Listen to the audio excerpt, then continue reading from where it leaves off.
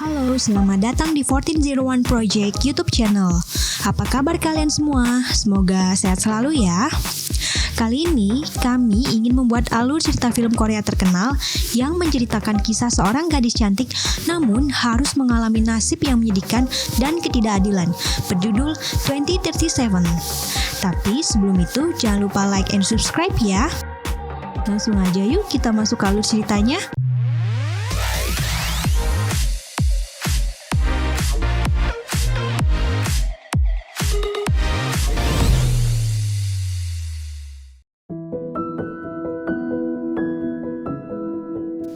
Seorang siswi cantik yang kita sebut saja namanya Yuni sedang menikmati indahnya pemandangan di sebuah menara di pinggir pantai.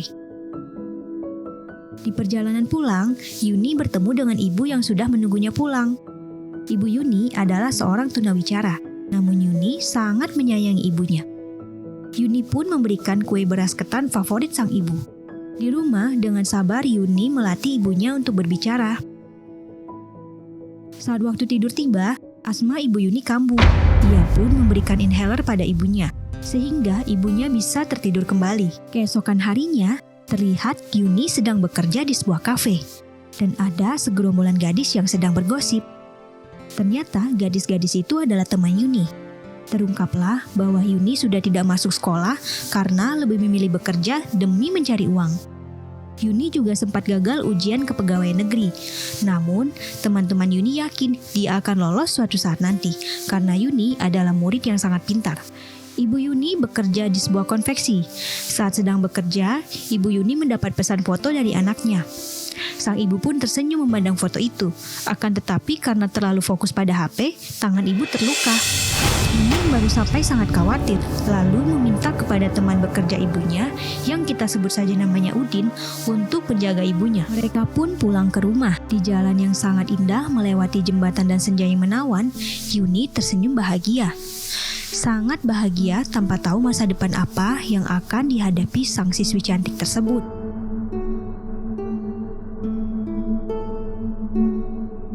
Kembali ke konveksi di kemudian hari, Ibu Yuni yang sedang beristirahat dari bekerja sedang menatap HP yang berisi foto ia dan sang anak. Lalu datanglah Udin. Tidak disangka, Udin meminta sang ibu untuk menikahkannya dengan Yuni.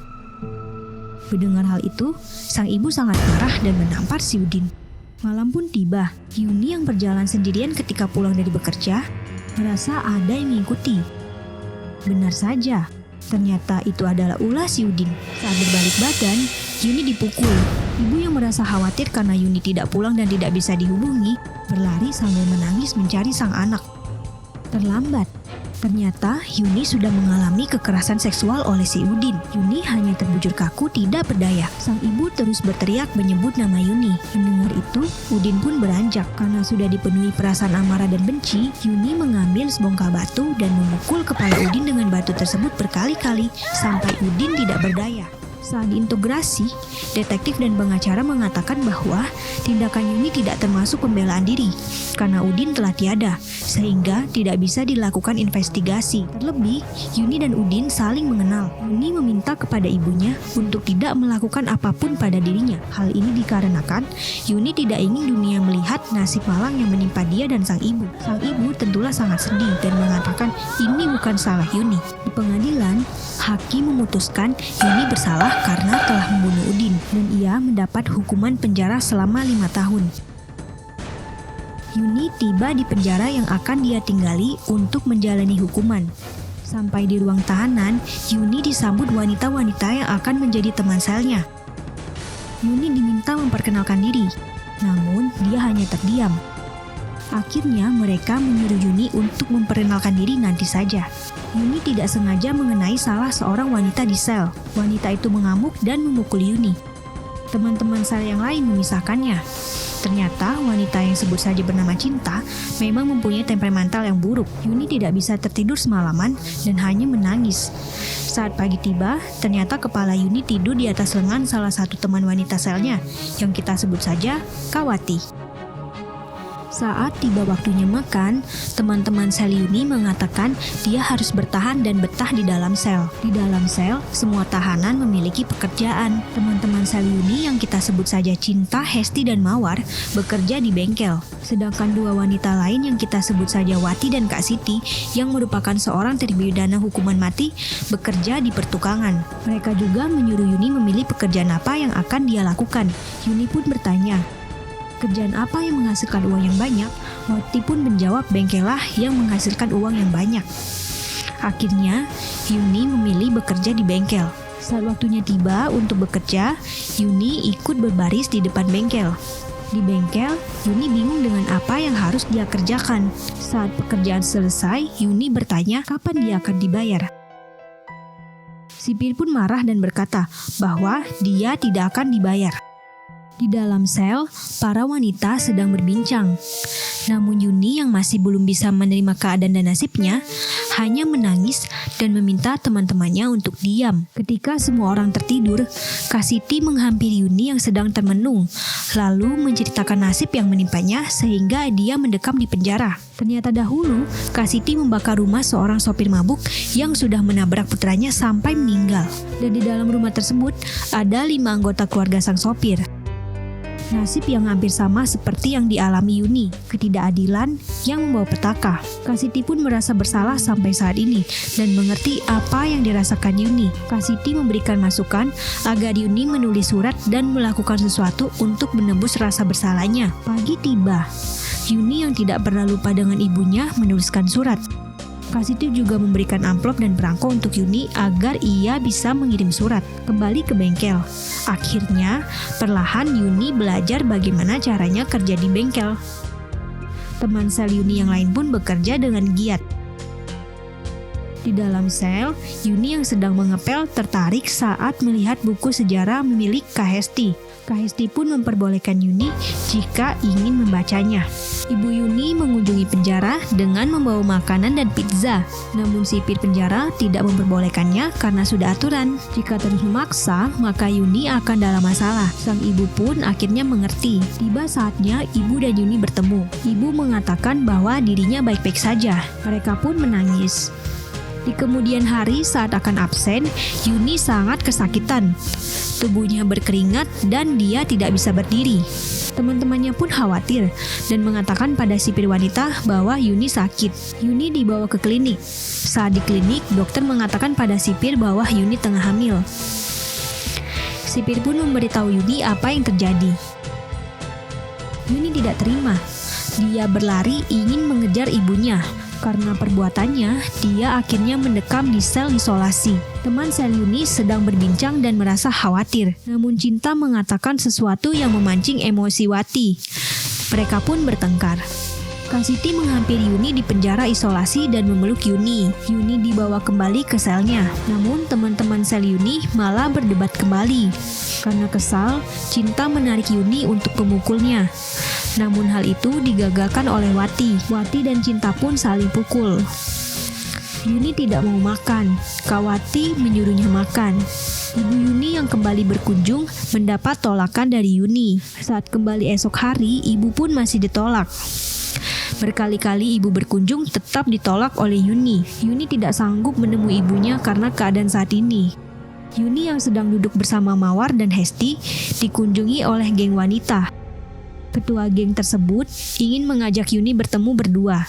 Namun Kak Wati datang dan menyerang sang ketua geng, mengatakan jangan mengganggu wanita-wanita yang ada di sel dengannya. Di kamar mandi, Cinta melihat sebuah pecahan kaca dan langsung tahu perbuatan siapa itu. Ya, benar, Cinta menemukan Yuni hampir melukai dirinya. Cinta pun menendang Yuni. Teman-teman Yuni mengatakan jika dia ingin mendapat keadilan di sidang ulang nanti dengan cara mengungkapkan kasusnya ke publik. Menurut mereka, opini publik akan membantu Yuni. Namun Yuni menolak. Teman-teman Yuni pun mengatakan kepada Yuni untuk tidak melukai diri sendiri. Yuni dipindahkan bekerja ke bagian keamanan. Yuni kembali menulis surat kepada ibunya dan mengatakan dia tidak bisa menemuinya untuk 1 tahun ke depan dan meminta maaf akan hal tersebut. Yuni bekerja dengan giat. Lalu dia melihat dari jendela ada sebuah pelangi yang cantik. Tiba-tiba perut Yuni sakit. Yuni dibawa ke rumah sakit. Dokter mengatakan Yuni sudah hamil 6 bulan dengan berat bayi hanya 300 gram. Hal ini dikarenakan sang bayi dapat merasakan perasaan sang ibu yang tidak menginginkannya, sehingga sang bayi bersembunyi. Namun bayi tetap sehat. Yuni diperdengarkan suara detak jantung sang bayi. Di perjalanan, sipir bertanya, "Pak, ada yang ingin Yuni makan?" Yuni menjawab dengan suara kecil, dia ingin makan kue beras ketan. Tiba di sel. Teman-teman Yuni sangat penasaran dengan apa yang dikatakan dokter. Yuni menceritakan semuanya. Teman-teman kaget karena perut Yuni tidak besar walaupun sudah 6 bulan. Kasiti memberikan sebotol air hangat untuk diberikan kepada perut Yuni. Saat tidur, Yuni bermimpi mendengar suara detak jantung sang bayi. Teman-teman Yuni tidak membiarkan Yuni bekerja membersihkan ruangan sel. Di sisi lain, Kak Cinta dipanggil ke ruangan. Ternyata, sipir memberikan info bahwa ayah Cinta meninggal ketika sedang bekerja dan meninggalkan harta warisan untuk Cinta. Cinta awalnya tidak menerima dan ia pun menangis. Di hari lain, sidang kasus ulang Yuni pun kembali digelar. Jaksa mengatakan tindakan Yuni tetap tidak bisa dibilang sebagai membela diri. Akhirnya, Yuni memberikan pernyataan terakhirnya. Sambil menangis, Yuni mengatakan dia telah mengalami pelecehan seksual dan membunuh Udin. Dia tetap siap menerima hukuman selama apapun itu. Akan tetapi, dia tetap takut pada penjara. Dengan segala pertimbangan hakim pun memutuskan Yuni tetap di penjara 1 tahun karena sudah menghilangkan nyawa si Udin. Perut Yuni semakin membesar. Teman-temannya semakin peduli pada Yuni dan anak di kandungan Yuni. Kawati bertanya pada Yuni apakah ada sesuatu yang dirindukan atau ingin dimakan Yuni. Yuni merindukan bunga kosmos. Yuni dan teman-teman sel bersenda gurau. Kemudian Yuni bertanya, apakah narapidana bisa ikut ujian kepegawaian negeri? Semua mata tertuju pada Kawati yang merupakan mantan seorang guru. Namun Kawati memilih tidak menjawab. Yuni memeriksakan diri ke dokter karena sering merasa sakit kepala. Lalu sipir mengajak Yuni minum teh kerisa yang bisa meredakan sakit kepala. Sipir juga memberikan kue beras ketan yang diinginkan si Yuni. Ternyata obat sakit kepala yang diberikan dokter selama ini ditimbun Yuni. Pada malam hari, saat Yuni tertidur, teman-teman sel Yuni bergantian melakukan sesuatu di kamar mandi, entah apa itu. Pada pagi harinya, saat Yuni mulai memasuki kamar mandi, ternyata yang dilakukan teman-temannya semalam adalah menggambar bunga kosmos yang dirindukan Yuni. Yuni tersenyum terharu. Tanpa sepengetahuan Yuni, teman-teman sel Yuni membuatkan baju bayi untuk anak Yuni kelak. Mereka mencuri jemuran para tahanan lainnya untuk jadi bahan. Malam hari, mereka diam-diam membuat baju. Saat pagi tiba, Hesti tersekejut celananya dipotong sebelah. Ternyata pelakunya adalah Wati. Wati membuat pakaian bayi dari potongan celana tersebut. Saat berdebat, Yuni merasa perutnya kram. Mereka berdiskusi memberi nama anak Yuni. Berbagai nama pun disebutkan, dari nama bahasa Inggris hingga nama Korea. Kasiti memberi saran namanya Bonnie. Wati yang mendengarnya tidak setuju, namun sipir wanita yang mendengar nama tersebut menyetujuinya. Yuni kembali mendapat kue beras ketan.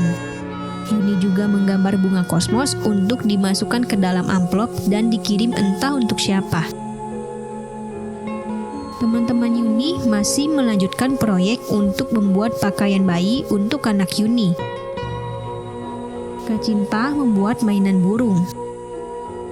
Kawati dan Kak Siti membuat sarung tangan dan baju bayi. Sipir yang melihat itu lalu diam-diam memberikan benang dan jarum untuk mereka. Di sisi lain, Yuni sedang kesakitan. Dia tertatih-tatih, lalu dia memakan semua obat sakit kepala yang ia timbun. Di tengah sakitnya, dia menyelipkan surat di sela pintu sel. Saat teman-temannya pulang, mereka kaget. Yuni sudah terbujur tidak berdaya dengan ketuban yang pecah. Cinta berteriak memanggil penjaga. Mawar mengambil air. Yuni pun akhirnya melahirkan. Namun Yuni tidak mau berusaha mendorong bayinya keluar. Dokter dan para perawat pun memaksa Yuni untuk segera mendorong bayinya keluar. Namun tetap tidak dilakukan. Yuni akhirnya terpejam. Di dalam sel, ternyata surat yang dibuat Yuni adalah surat untuk teman-teman selnya. Surat itu seperti surat perpisahan. Teman-temannya menangis satu persatu membaca suratnya. Ternyata Yuni mengalami koma. Ibu Yuni yang panik segera berlari menuju rumah sakit. Saat melihat Yuni, ibu menangis dan memeluk Yuni. Ibu masih berharap Yuni segera terbangun dari komanya. Dalam komanya, Yuni mendengar detak jantung bayi. Tangan Yuni tiba-tiba bergerak. Di sebuah taman bunga, ada anak kecil yang cantik bersama seorang wanita dan seorang laki-laki yang kemungkinan adalah orang tuanya.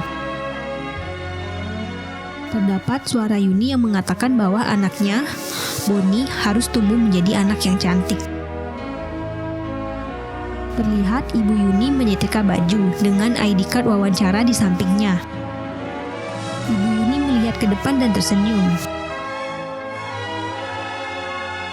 Nah, begitulah akhir cerita dari film 2037 atau 2037 teman-teman. 2037 sendiri adalah nomor tahanan Yuni. Menurut sobat, gimana nih endingnya? Sang penulis cerita sengaja membuat akhir cerita menjadi open ending sehingga membuat penonton menebak-nebak sendiri akhir ceritanya. Entah Yuni terbangun dari komanya atau tidak. Jika teman-teman ada rekomendasi film yang ingin kami buat alur ceritanya, komen di bawah ya. Sampai jumpa lagi di konten kami selanjutnya. Bye-bye.